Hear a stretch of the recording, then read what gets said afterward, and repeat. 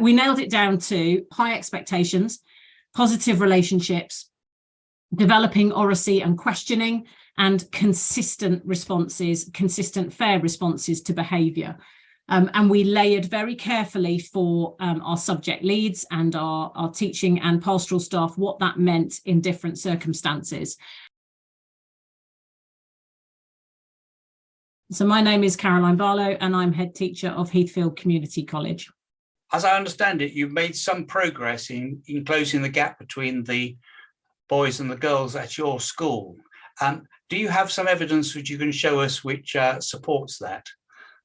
I've certainly got evidence that I can talk to you about of a journey of about 5 or 6 years and where we are right now. Yeah, so in terms of outcomes, what I'm showing you now is where we are right now, and I'll show you where we are right now on a number of different measures, because we believe that if you look at boys' achievement purely through an outcomes lens, you kind of miss half the story. So in terms of outcomes, that would tell you the journey that we've been on in terms of the actual pure attainment grades. So you've got grades 9 to 4 at the top of the left-hand column, and you can see a distinct closing of that gap then, girls in green, boys in blue, from when we started that journey 16, 17, and similarly for 9 to 5 up to 2020. I've deliberately not included the COVID years. And then for attainment 8, you've also got the same kind of journey showing where the gaps were wider and how they are narrowed. We also think that there is a whole range of other data that is worth considering. So if I take you through the top table, as of June 2023, we can see that our boys' attendance is stronger than our girls. At the moment, that's a good sign. The more they're in college, the more they're learning, the more they're achieving. Our suspension data shows that they are not suspended in disproportionate numbers. And more importantly for us, if you look at the praise and consequence data, when we first started this journey, the consequences, if you like, the sanctions or the punishments, however you want to label it in a school, were about a 1 to 4 ratio of girls to boys. They're now just over 1 to 2. And we're really pleased with the fact that there is an almost identical number of praises being given to boys and girls across the college. And I can talk you through why that's important a bit later on. We also look at their engagement in activities across the college, and you can see here that that has no gap at all. It's interesting when you dive deeper and you see what is it that they're actually engaging with. We've got a small gap in those being involved in student leadership strands, and an even smaller gap when it comes to their involvement in clubs. So we've still got a little bit of work to do encouraging our boys into positions of leadership. So how did you manage to achieve this? So we started back in 2016-17, looking at the research. I set up a whole series of different teams looking at research-informed school improvement, and boys' achievement was one of them. We'd had other ones on literacy and digital learning, a whole range of different things. Boys' achievement was one of them, and we tried a whole range of things that were out there, some of them quite wacky, some of them pretty well documented, to see what would work in our context and what wouldn't. And from that, then we narrowed down to a number of core approaches that we think worked really well. We nailed it down to, and I'll explain these in more in detail, high expectations, positive relationships, developing oracy and questioning, and consistent responses, consistent fair responses to behaviour. And we layered very carefully for our subject leads and our teaching and pastoral staff what that meant in different circumstances. Okay, so for high expectations, that literally means everything. So from the moment they arrive in school, from the moment they arrive in a classroom, it's making sure that we are expecting them to have the right equipment, the right uniform, to be paying attention and focusing, to produce the same quality of classwork and homework that we would expect from any other student. and to try and move away from a sense of kind of eye rolling and overlooking if boys didn't have those things or didn't have those things in place.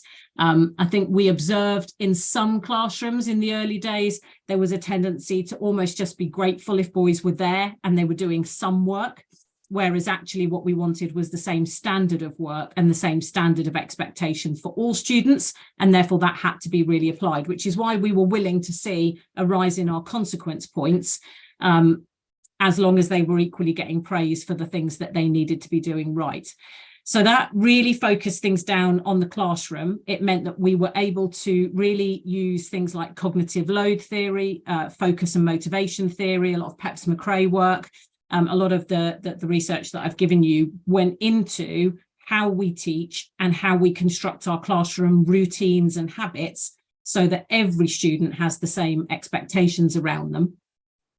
When we talk about rapport and relationships, we saw some of the biggest shifts in some of our more, what you might have viewed as traditionally female subjects. So where you had some staff really making a shift, it was around things like a very conscious use of praise and a very conscious contacting home every time something good happened, every time something positive happened. Standing on the door of the classroom, very obviously being pleased to meet people, even if they'd had a shocking lesson last lesson, putting down the previous lesson and treating it as a fresh slate. That when that was impacted in a number of our classrooms, we saw a real shift in the engagement of boys in those lessons, and we actually then saw a real shift in the outcomes. When we talk about high expectations, just to go back to that a little bit, we also then started to drill down into what that meant for homework as well as classwork. And again, not accepting that kind of, oh, I'm just grateful he's done his homework approach, but actually, no, that's not of a good enough standard. And I know you are capable of better, so we're going to go back over that. There was a very clear approach to that. Equally, we expected staff to be incredibly clear about what they were asking. So there was a clarity of instruction, a clarity of how the homework was accessed, and a clarity around what they expected and how long it should take, broken down into small steps. Now, we'd started to model that pre-lockdown, and actually we were seeing the signs of improvement there. So what that meant was all of the lockdown work that we set followed the same model, and we got really high rates of completion from all students on our lockdown work, which kind of showed this works for everyone. And that's a bit of a common message. A lot of what we're describing here works for everyone. At the same time, I was doing some master's research, and that showed us that the students who did do homework and who were supported and scaffolded to do their homework to a decent standard were achieving about a grade and a half higher than those who didn't. Left to their own devices, there was a gap between boys and girls as to who would engage with homework and who wouldn't, and an even bigger area to delve into around the parental willingness to support boys' homework versus girls' homework, which is a whole different area of study. But once we got it clear and we got the instructions right, then actually that meant that we started to see the payoff. Can you just go through your discipline process? That is, how do you go from a class where, you know, a third of the boys are not handing in homework and a third of them are handing in something scruffy, to something where 100% of them are handing in something which is what you might expect? So just to be clear, those are your percentages, not ours. So it was around whether it was being on task and completing work in lesson or completing work to a low standard at homework. All of it was treated as low level disruption because all of it detracts from the business of teaching in the moment. And it was dealt with along those lines. We'd always been really clear with parents that if there would be a detention for non-completion of homework, there would equally be a detention or a sanction of some kind for homework that was not of a suitable standard. And by and large, that was supported. Where you get to the building of positive relationships is the way in which teachers work with parents to actually, if you like, not negotiate how that happens, but to show some empathy and some flexibility around, okay, well, you know, for us, we're quite a strong rugby school. Actually, if they're diving off at 3 o'clock for a Harlequins Academy session, either we take the decision that they're not in the squad that week if they're patterns aren't strong enough, or we adjust and they do the time at break or lunchtime so that actually they don't escape from the standards that we put on them. And the coaches for the sports teams are very much on board with this message as well. Discipline is important in sport as well as in the classroom, and that's a common message that they get across all areas. Around all of this, it is, I suppose, things like the culture and the ethos and how we allow boys to see themselves. So I've mentioned sport there, and that's what I suppose has triggered me broadening into this. We did quite a bit of work on our newsletters, on our visual displays around the school, and we made sure that boys were profiled being successful in every area of the school life, and not just one or two. So they could see themselves being successful in an English classroom, writing for the student magazine, standing up and delivering a speech as a lead student, all of those sorts of things, being interested in politics. They could see themselves doing those things because we made sure that those images were around school and were as visible as they were of the First 11 rugby squad or the boys soccer team, or that actually the only ever time they saw themselves was in detention. That can't be right. So we made sure and literally were quite systematic about every single department profiling boys being as successful in that subject as girls, so they could see what it was that we wanted them to be. Can you explain how you back up your staff? Because I know that some staff feel that they would like to put in place some discipline, but they don't feel backed up by their senior team. It's a whole school approach. So all of our policies are our whole college policies, and we support them. And we demand of them consistent practice. So we track and log all of our praise and consequences, as you've seen. We ask curriculum leaders to analyse that on a fortnightly basis, and we ask them to question where consequences potentially are not being set as much as where they're being set a lot. Because what we worry about, as you say, is that sometimes staff back off issuing those consequences because they don't like the reaction when they do. So we analyse and we track data, and we make sure that that's the case. We remove all the workload around that. So once they set a detention on the school central system, that is dealt with by central admin. The detentions themselves are centrally managed and run, and we track and log all of the sanctions so that we know when a child is escalating and performing poorly across a whole range of areas, and that requires an escalated response, which then has consequences of its own. So it is a whole college wraparound support. There is no one member of staff that should, or I hope does, feel like they're left dealing with these sorts of things on their own. And then flip side, we hold ourselves to account. We routinely go back to staff and say, thank you for your logging, thank you for your actions. This is what it's enabled us to do with these particular students, so that we can hold case conferences, we can report back to staff on how we're responding and escalating different students' scaffolds, if you like, to reteach them. Sounds amazing.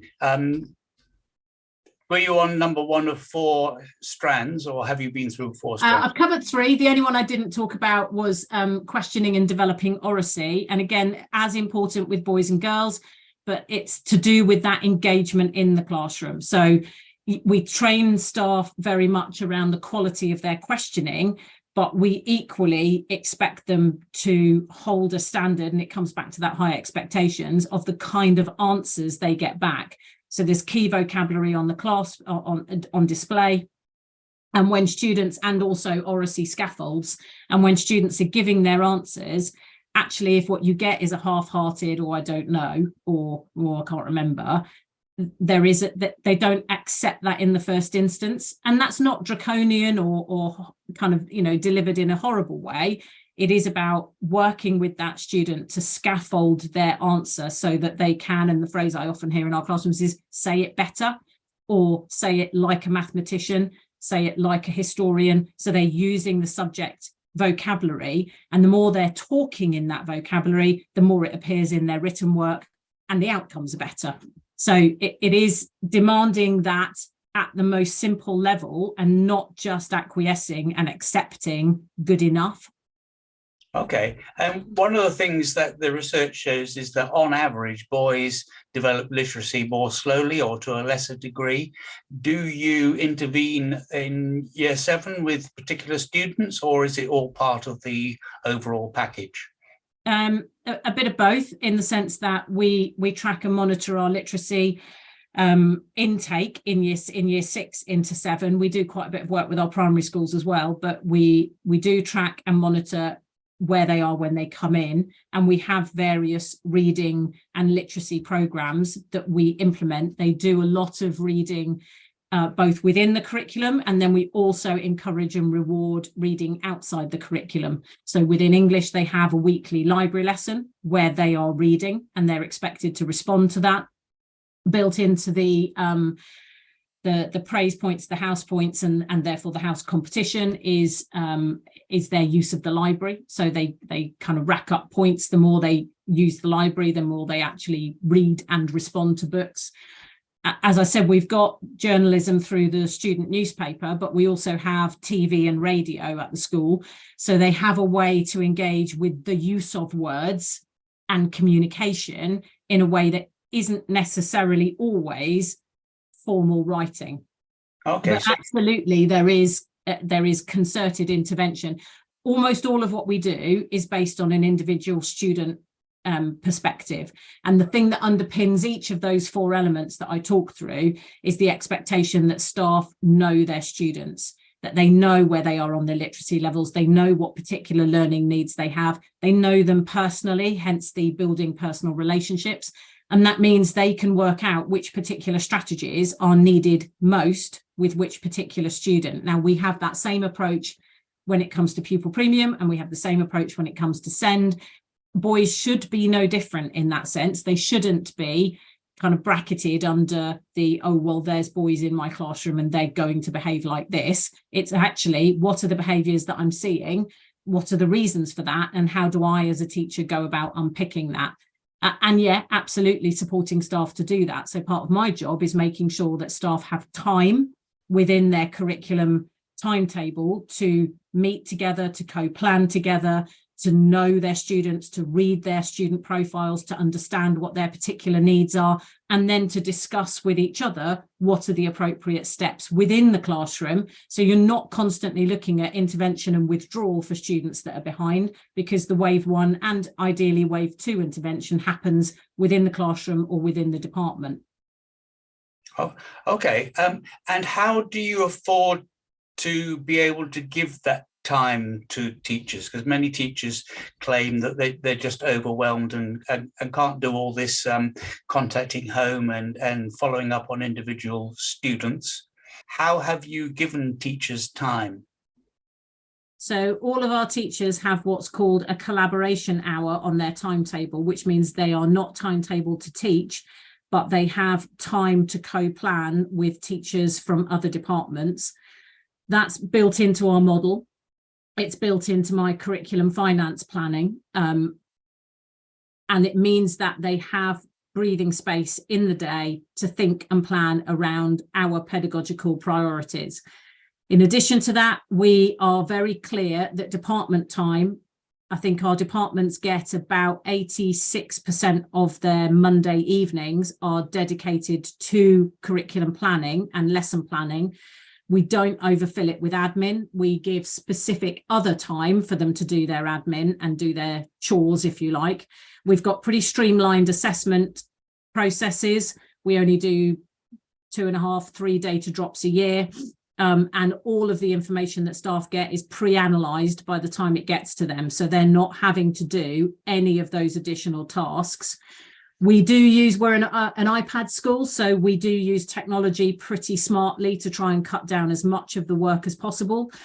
We use platforms which make communicating home easy. It makes it straightforward to send a personalised but generic message. So you can send a bulk praise from the platforms we use pretty quickly and easily. And we ask departments that in their meetings, they allocate at least 5 to 10 minutes at the end of the meeting for people to be able to do that. So they're not doing it in addition to anything else. Once a term, so about 3 times a year, I go back to staff and ask them, what's working well, what could we do less of, what could we do smarter, faster, and we use that feedback from staff on a regular loop to be able to strip things out or remove things. Now, sometimes that's unpopular because what it means is we're removing things from the diary that people really like, but actually isn't really driving our core priorities, and therefore that goes. Now, interestingly, once it's gone, we don't often get an appeal for it to return because they realize they can manage without it. Or what we do is we collapse events into one. So, for example, we have one music concert in the summer instead of one for every year group. We have, we've combined house, competition day and sport day all together, so it's one day, not two. So we constantly look to see where we can shave time, where we can be more efficient using technology, so that, and I'm very public about, I view one of my biggest priorities is to create that space and time for staff. And one of their biggest responsibilities is to tell me what are the causes of those barriers so we can work to remove them. So do you have small classes for less able students? Not massively. We have some small groups in Key Stage 3, but in essence, I've already said to you that I give time to my teachers. About 80% of my teachers are on the upper pay range, so I can't afford to spend on class sizes as well as highly experienced staff. I have to balance the expenditure somehow. Our evidence tells us that you'd have to get down to about class sizes of somewhere around 13 to 15 to actually see the impact of that. Now, what we do have is a specialist centre for SEN, and there is intervention both for speech and language, but also for literacy within there. I've already explained we do some intervention with year 7 and 8 and going into 9 if necessary for those who need it. So we try and make sure that we do it in other ways rather than constructing permanent small size classes. Right. So that's one way in which you free up resources by not having to have so many teachers teaching small groups. In a sense, yeah. Thank you very much indeed. No problem. Take care. Bye.